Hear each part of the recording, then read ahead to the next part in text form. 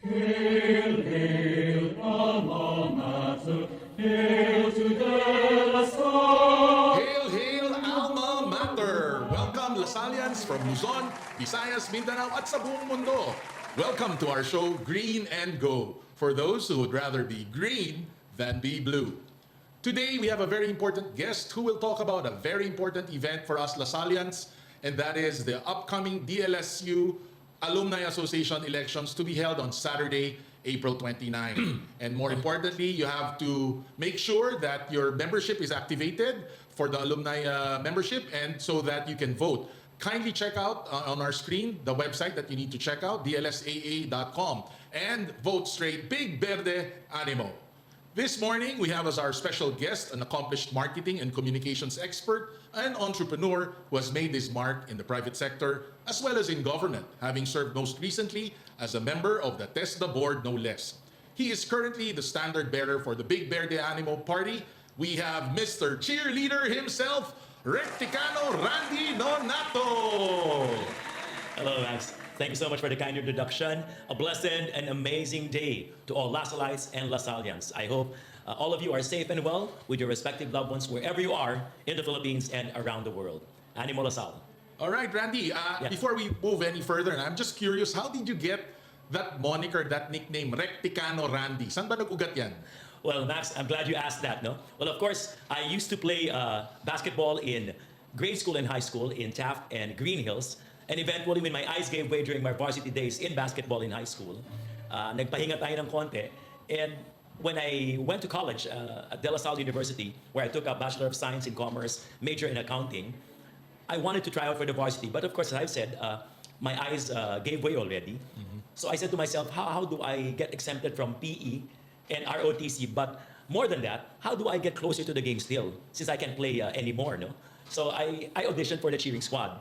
And the second cheer after LaSalle spelling that was asked of us was Rektikano. Of course, having been a thoroughbred from grade 1 to high school, well, I sort of breezed through it. So I did the Rektikano, and the rest is history. My second year for the cheering squad of De La Salle, I was elevated to the presidency of the cheering squad, which became the pep squad and eventually the Animo squad. So ever since then, that moniker stuck, the R and R, no, RektikanoRandy. So I've been doing the Animo and the Rektikano ever since. Okay, RektikanoRandy, you mentioned the word animo, which I believe is central to your campaign. But before we go there, let me first ask you, Randy, how green is RektikanoRandy aside from, of course, you know what? Well, the mind may be green if need be, but kidding aside, when you slip my skin, red may come out initially, but eventually as you go down the core with Jesus living inside our hearts, Brother Max, it is definitely green.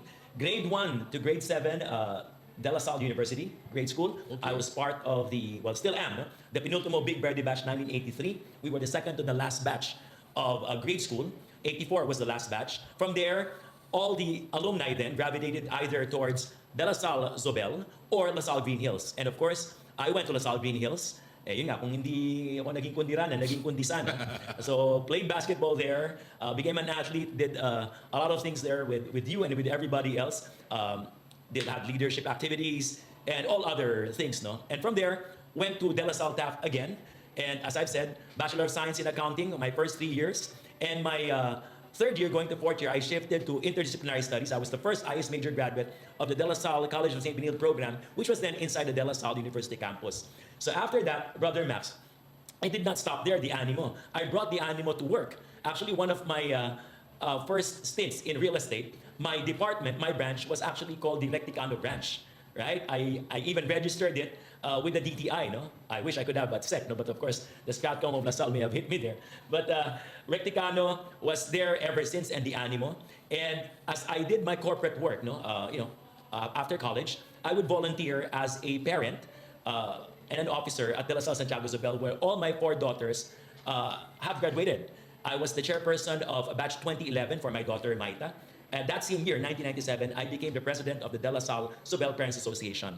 And then moving forward to 2015 for my daughter Margot, and 2017 for my daughter Margaret, I became the chairperson of the batches. And now, as we speak, I'm the section chairperson of batch 2025 of my youngest daughter, Randy Nonato.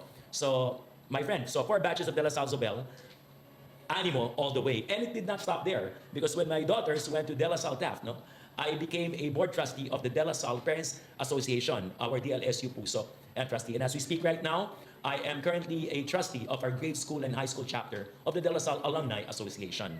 So, and of course, humbly, I serve as a minister of the word for our chapels, no? In the Salve Hills, our Divine Child Chapel, our Blessed Sacrament Chapel in De La Salle Taft, no? Whenever we have homecomings, and of course in De La Salle Zobel, Our Lady of the Star Chapel. So of course, we paid forward to the Lord as well. So I don't know how green I can be more. Oh, may dalawa pa pala, Maxi Cares, no? I support the funding of our scholars via two foundations, no? First is for the Brave for Education Foundation, led by our founder, Mr. Albert Garcia, wherein we host golf tournaments annually. We've been doing that for more than a decade now to support scholars, no? And secondly, I'm also part of the core group as a spokesperson and ambassador of the Brother Ben Golf Cup. We had one recently, and we also support the endeavors of our Lasallian institutions. Okay, so there you have it, fellow Lasallians. RektikanoRandy is as green as it can be. Can you imagine, from grade school 83 sa Taft, meron ho palang grade school sa Taft, no? All the way to his second generation sa kanyang mga anak, puro mga Lasal din, and has been serving the community ever since, no? It seems to me, RektikanoRandy, that the Animo has always brought you to places of leadership to be able to animate the Animo. And now, going to the Animo, Lasal Animo, how is it? How do you define the Lasallian Animo, this spirit that you said moved you to serve the greater community? Well, Max, I'm glad you asked that. No, so we're running under the banner of the Penultimo Big Verde Boys. So we call it the Big Verde team. Well, animo in Spanish means encouragement. So it actually implies reassuring, inspiring, and cheering on a person who is experiencing challenges. So bottom line, it basically means never give up or don't give up. In Latin, animo is actually anima or animus, which actually means life force, and it is seen as a noun. We, the Big Verde team, right, moving towards the DLSAA, God willing, would like to make it a verb, an action force with each and every Lasalite and Lasallian. So from a noun, we'd like to make it a verb. How? Faith, religio, moris, cultura, reconciling, integrated with action. That's why we would want to activate the animo with all of you. So, dasal ka ng dasal, hindi lang ka namang ginagawa. Kailangan dasal, samahan natin ang gawa. So we solidify it. We've been doing it for so many years. We have supported the De La Salle Alumni Association the past years as Big Verde. Of course, our current president, President Kaloy Belhagen, can attest to that. We've been there humbly serving our community. So, animo, we have to live it, we have to love it, we have to breathe it. And I believe in doing so, we will be able to nurture our core values of religio, mores, and cultura. Okay, so as I said earlier, Randy, that it seems the Animo brings you to leadership positions. And now that you're running for president of the Alumni Association, can you share with us what is your vision for the Alumni Association? Well, Brother Max, it's very simple. No?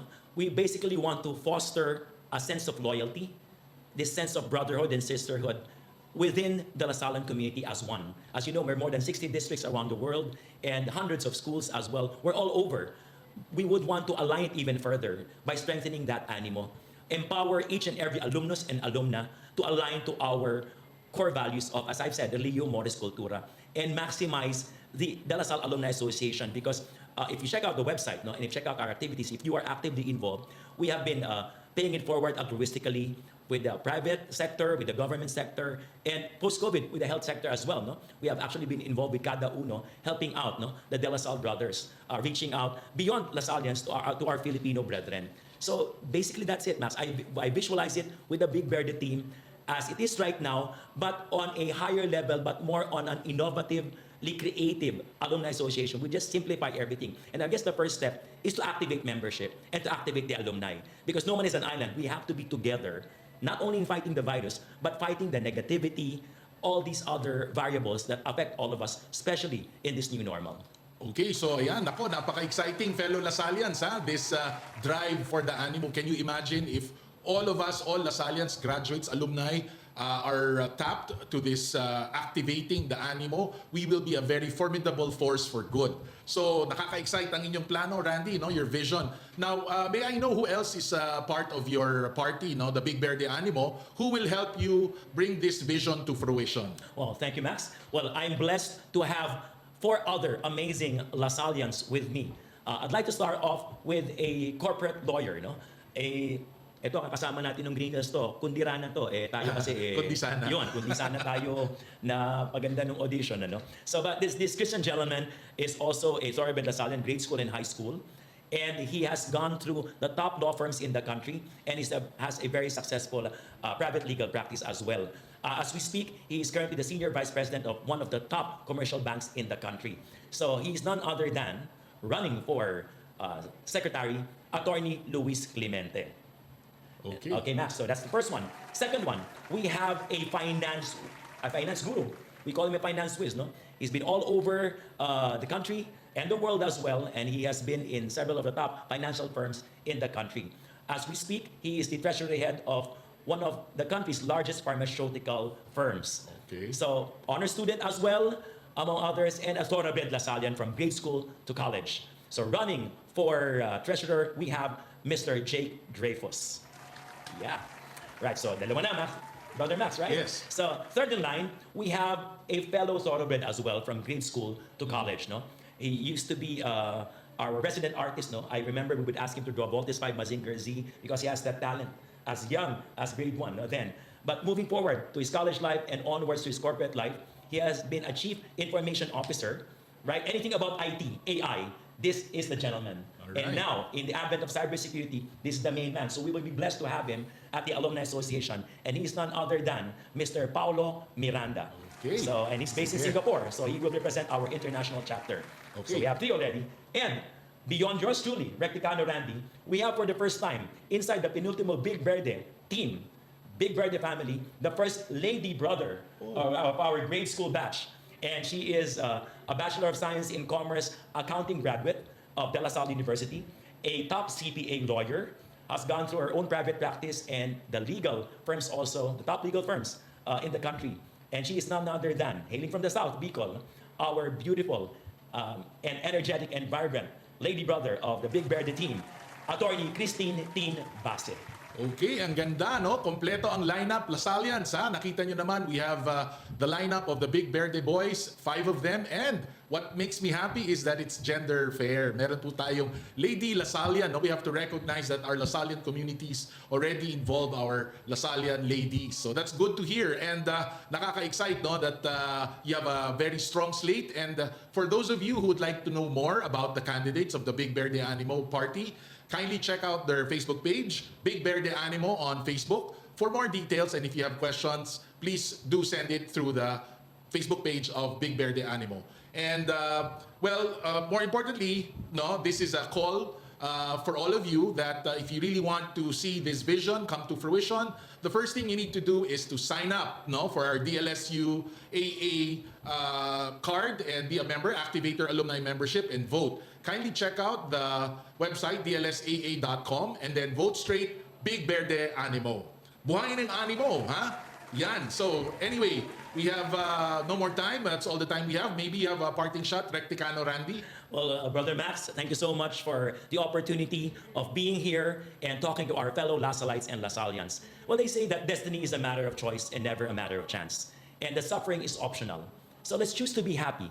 Let's choose to activate the animo, live, love, breathe, and breed it. And let's continue counting our blessings and be blessings to one another.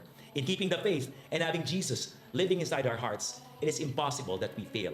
Our mantra goes, never shall we fail. And if we work collegially, if we work all together as one LaSalle family, impossible is nothing. So, my fellow LaSallites and my fellow LaSallians, come April 29th, cast your vote, right? Check out Big Verde 5, RektikanoRandy, with Tin, Paulo, Luis, and Jake, and with all the Big Verde team members, we would like to offer our services to each and every one of you. Together, let's activate the animo and win every LaSallian out there. So, thank you so much for this blessing and opportunity. Brother Max, once again, thank you. Animo LaSalle. Take care, everybody. Animo LaSalle. Okay, so that's all the time we have left, fellow LaSallians, here in our program, Green and Go, for those who would rather be green than be blue. Au revoir.